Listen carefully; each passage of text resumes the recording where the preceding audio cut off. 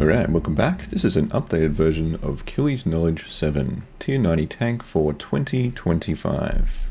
Hopefully this clarifies some of the points of this task that I may have missed in the older versions of this guide. I've jumped a little bit faster in some sections and changed a few things here and there, so hopefully it makes it a bit easier to follow and hear. I'll be going through the items required and some of the easier ways to complete these tasks. I did this one about a year or more ago now, so some of the footage here is a bit old. If you have questions, add them in the comments. Also, I'll add links to the wiki in the description. I have not gone into details about each boss, as they probably have their own guides that I don't really want to explain here. Let's get into the guide. So completing this achievement will allow you to upgrade the Death Skull equipment and Death Warden robe armor to tier 90. This is for the tank gear, not for the power armor. To complete this achievement, you must provide the following items to Kili: a blueberry pie, 10 powered Necromancy Seals from each general, a Pulsating Onyx, and a full soul urn. The requirements for this are Kili's Knowledge 6, the Fremnik Trials, partially completed up to the Olav the Bard section, Fairy Tale 2, partially completed up to the ability to access the Fairy Ring Network, 20 Archaeology, 80 Attack, 80 Magic, 90 Necromancy, 80 Prayer, 80 Range, and 60 Rune Crafting. Items we'll need is a pie shell, golden fleece or 1,000 coins, 25 grade necroplasm, 10 crystal keys, 50 impure essence, 10 damaged artifacts from infernal dig site or any other kind, runes to cast lesser or greater bone shield, uncut onyx, and combat gear, and a lot of time. Recommended items: Cape of Legends or other methods for quick access to Fairy Ring Network, Rune Essence pouches set to impure essence, Cooking Cape to prevent burning the pie when cooking it, Dungeoneering Cape for the resource dungeon. Starting off, talk to Kili and ask about the tier 90 upgrade. Make sure he gives you the list of items that you will need to complete for this task.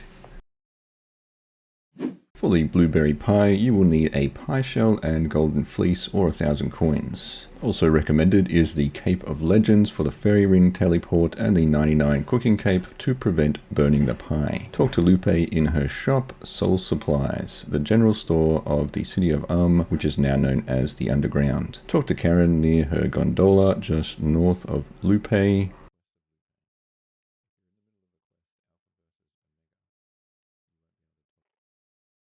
Talk to Kili, chat 1-1. He should then talk about Evil Bob and Scape Rune. Use Fairy Ring AJR to get near Lally. Obtain a ball of golden wool by using golden fleece on a spinning wheel. Buy one from Lally near the entrance of the Fremnik Slayer dungeon. Fairy Ring AJR if you don't have one. If Lally does not want to sell you one, you will need to complete the quest The Fremnik Trials partially up to the Olaf the Bard segment. I also have a video on this section. Then go to Scape Rune using Fairy Ring CIS, talk to Evil Bob 3 times or until you obtain the blueberries. Use the blueberries on a pie shell for the uncooked blueberry pie, then cook the pie on a cooking range.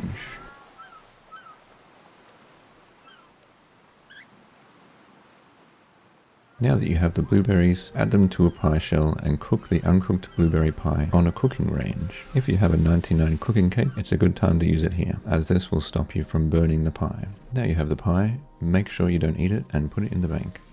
Alright, so now we are up to the obtaining unpowered necromantic seals. So for this we need to take out all of the main bosses in God Wars Dungeon 2. Twin Furies, helwyr, Gregorovic, Vindicta and Gorvec, while having 25 greater necroplasm in your backpack. If you have the necroplasm, you will receive the unpowered seals. You don't actually need to use necromancy to obtain these seals, as they do drop randomly while you are fighting these bosses. As long as you have 25 greater necroplasm in your inventory, then as you kill the bosses, you will get a random between 1 and 2 seals per kill in normal mode, or if you're in hard mode it will be 3 seals. So it will require multiple kills of these bosses.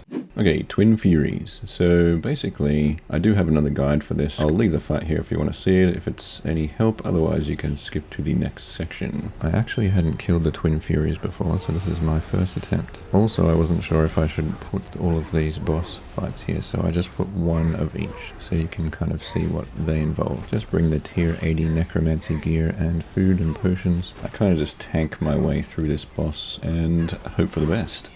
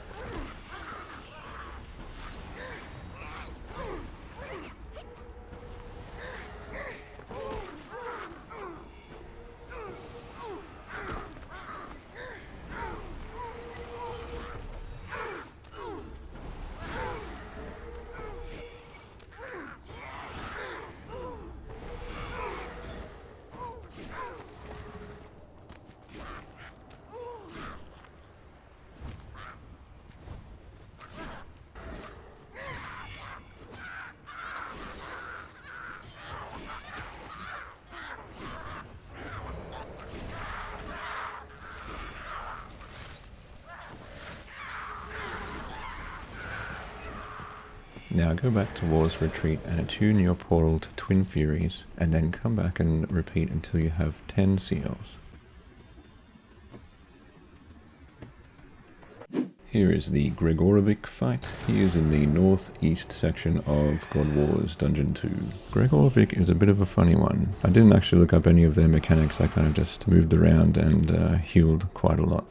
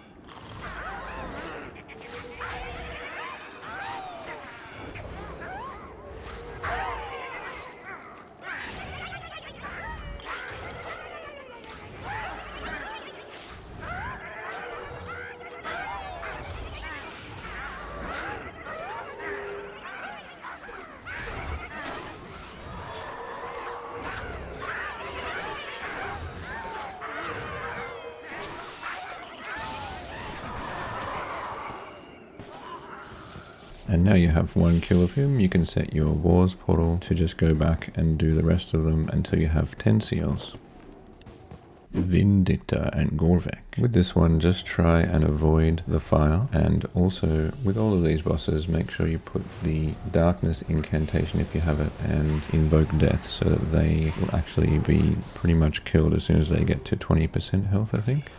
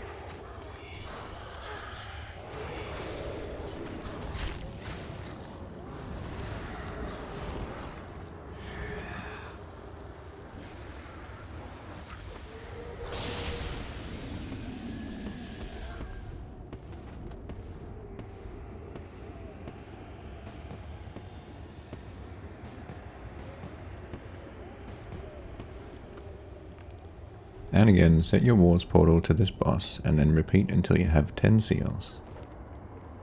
And the final boss of God Wars Dungeon 2, Helwyr. With Helwyr, just try and stay out of the clouds of poison if you can, and then just try and do as much damage as you can.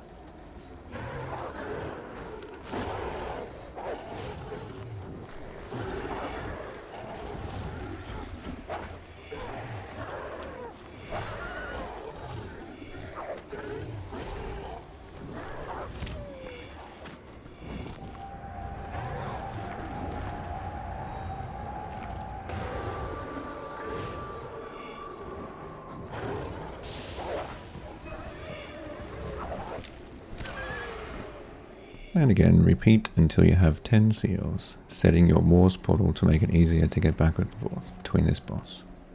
Alright, powering the seals. Let's start off with the Cywir. Queer, I don't know how you say it. Open 10 crystal chests in Tavily or Iworth or Prif to power 10 necromantic seals of Cywir. Bring 10 crystal keys and seals for this section. So head over to Tavily and go south and then across the bridge and then a little bit north. And apparently there is a chest there where you can use the seals. So as long as you have those ones from the bosses in there while you're opening this chest, then it should actually power these seals. So you can see as you open each chest with a crystal key, now you get a powered seal as well. So just hold the unpowered ones and have 10 crystal keys, open it, and it should power all the seals until you have 10.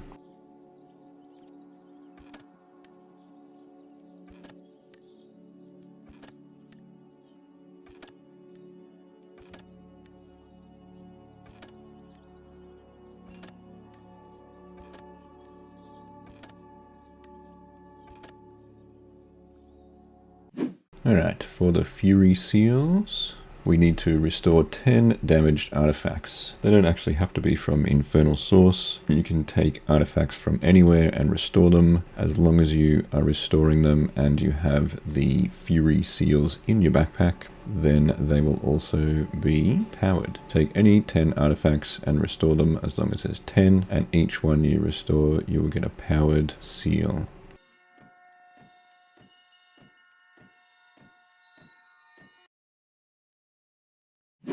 For the Faceless Seals, we'll need to craft 50 miasma runes while having 50 or more impure essence in your backpack, including rune crafting pouches to power 10 necromantic seals of the Faceless. This is good because we've done in one go. Pretty much fill up your pouches with essence, make sure you have the seals, and you're good to go. It powers all of them in just one run.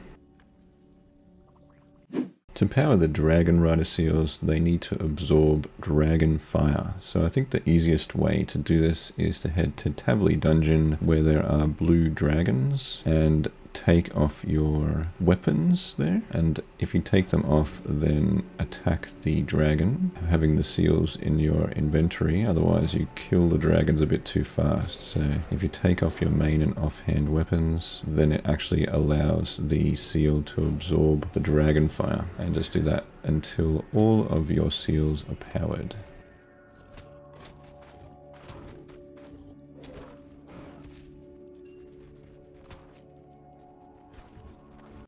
To obtain the Pulsating Onyx, we need to go into fight caves and do 63 waves until you get to Jad in the fight caves. If you have a Death Touch dart, you can actually just kill him with that. Make sure you bring your crystal in your backpack before you do the 63 waves, otherwise it won't be powered.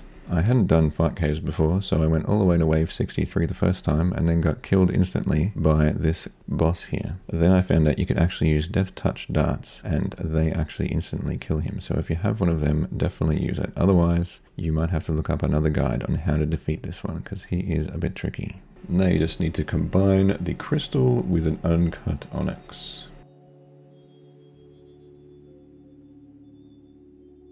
And the last item to do is fill the soul urn. So if you have a Reaper task, just complete that. Or if you prefer, you can do 50 powerful rituals, which may take quite a long time. So just bring the urn on a Reaper task and it will fill as you do the task.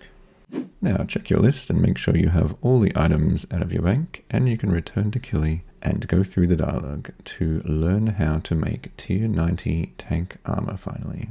This one was actually so epic that I did contemplate not creating a video as it is so involved, but we have made it to the end. Hopefully this remake of this video was a little bit more easy to watch and helped you out. If it did, like and subscribe, and I'll see you in the next video.